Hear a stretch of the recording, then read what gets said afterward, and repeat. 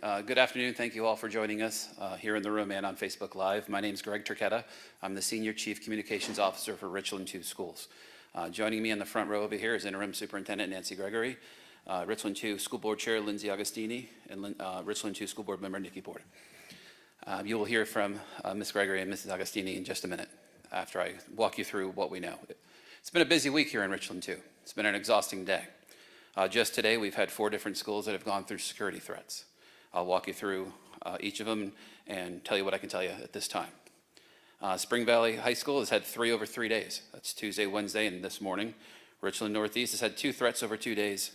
Dent Middle School had a threat today. It was cleared in less than 30 minutes. And Muller Road Middle School had 1 threat today. It was cleared in less than 30 minutes.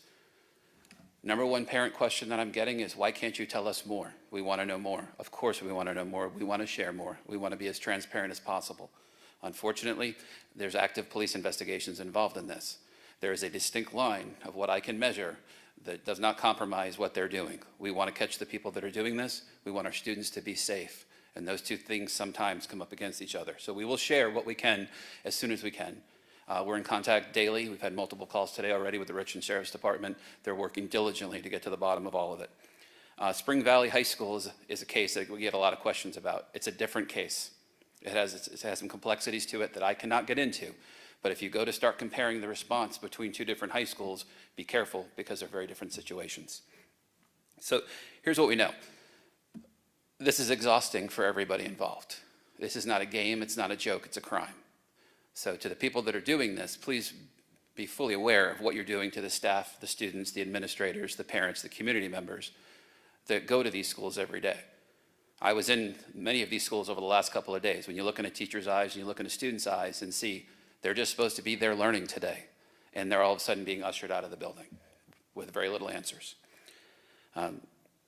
We want to provide a safe environment. We need the community's help to do that. Richland 2 security and our information technology teams have been working tirelessly with the Richland County Sheriff's Office to get to the bottom of all of it. These threats, I can't address the threats. If you ask me what kind of threats they're going to be, I can't get into that at this time. That's one of those lines to cross. But I will tell you this. There's been a lot of conversations about metal detectors, more school resource officers. When you're talking about threats that are coming in, those are 2 things that would not help in this case. So school security has a lot of layers to it and a lot of things we have to look at moving in the future, and the school board's committed to doing just that. Students who make threats like this, there's going to be severe consequences if they turn out to be students at all. Students have code of conduct that they can face punishment up to an expulsion and arrest. So with that, I'm going to bring Interim Superintendent Nancy Gregory to add her thoughts to the conversation. Good afternoon. I want you to know that these are not easy decisions, and as Mr. Turchetta shared, we have spent countless hours monitoring the situation and around the clock, and also debriefing and looking at what we're doing, but know that we have the best interest of our students, our families, our staff, and will continue to make the decisions that are best for them. So again, Mr. Turchetta talked about this has been very traumatic. It is very unnerving. You know, we say we're all about student achievement, teaching and learning, but it's detracting and taken away from that, and it's got to stop.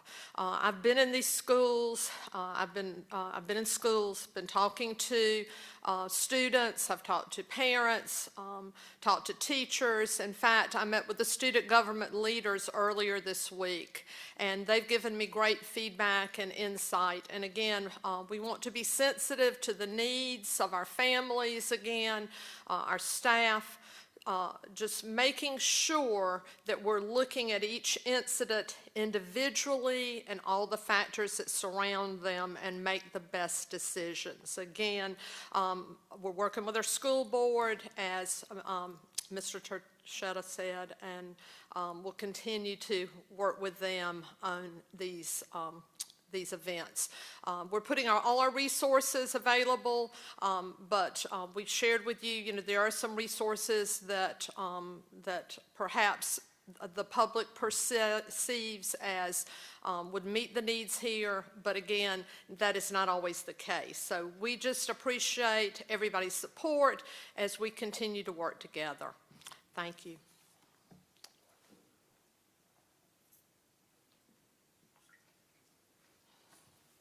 Good afternoon. I'm Lindsay Agostini.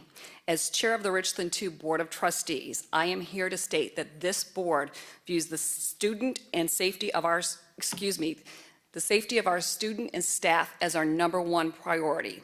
We are committed to looking at every safety enhancement we can make and are prepared to put policy and funding in place to keep our schools safe. Mr. Chiquetta. So one final comment, and then I'll open it up to questions. I'll try to answer the limited questions that we can.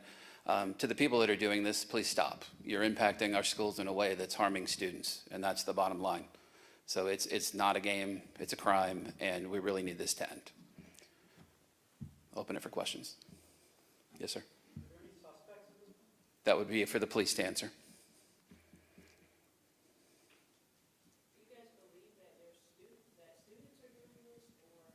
Again, that would be a suspect description the sheriff's office would have to answer. Is there any reassurance that the district could provide to parents In what way? as it relates to the campus being safe?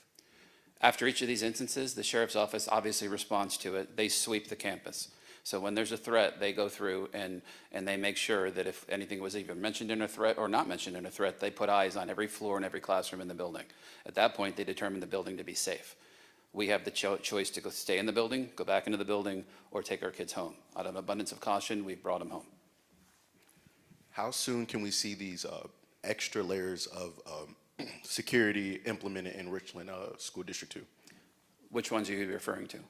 Metal detectors, just extra safe precautions. Okay, metal detectors are a larger conversation that the school board is already having. There would be the acquisition of them, the staffing of them, and then the price tag that goes with them. But keep in mind, in the situation that we've been dealing with all week, a metal detector would have no impact. Yes? Is the schedule for district schools tomorrow looking like normal, or are there any adjustments? The two high schools involved will be going to virtual learning. The two middle schools, obviously, were only impacted for less than a half hour, so they'll stay on their normal schedules. Is there any indication on when those high schools will return to a normal in-person schedule from virtual learning?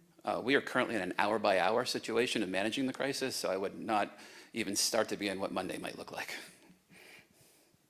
So as you mentioned, the SROs, metal detectors, that's a different conversation for a different day.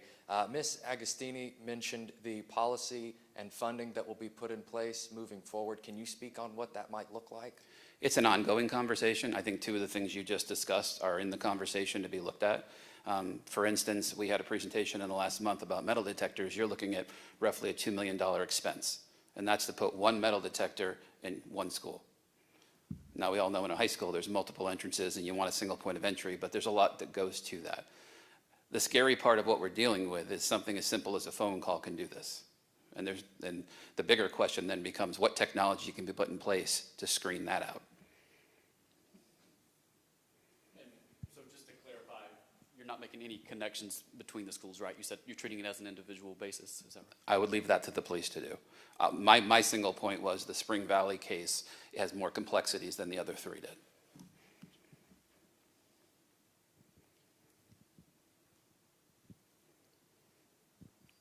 Are there any plans for a special call board meeting in the next few days? I know there's conversation about funding. The question was, is there any plans for a specially called board meeting in the next few days? I think we're trying to get through the crisis right now, because to even have a board meeting to have this conversation would involve taking all our district experts that are currently out in the schools managing the crisis to come into a room like this and have a conversation. So there'll be time for that.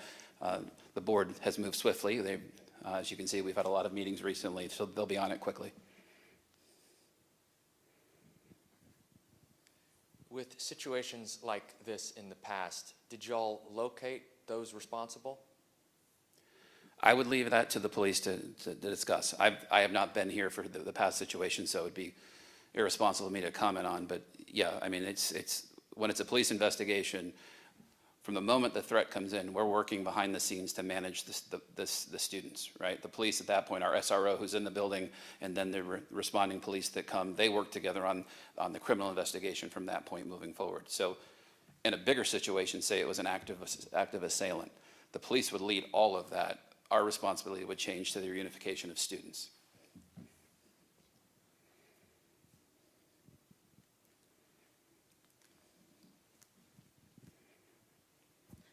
To clarify, you did say that the two high schools are going to be online for the rest of the week?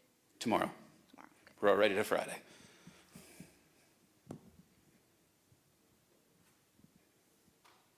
All right, if there's no further questions, thank you all for being here, and we will do our best to keep you updated as the details change, and hopefully that's not later today.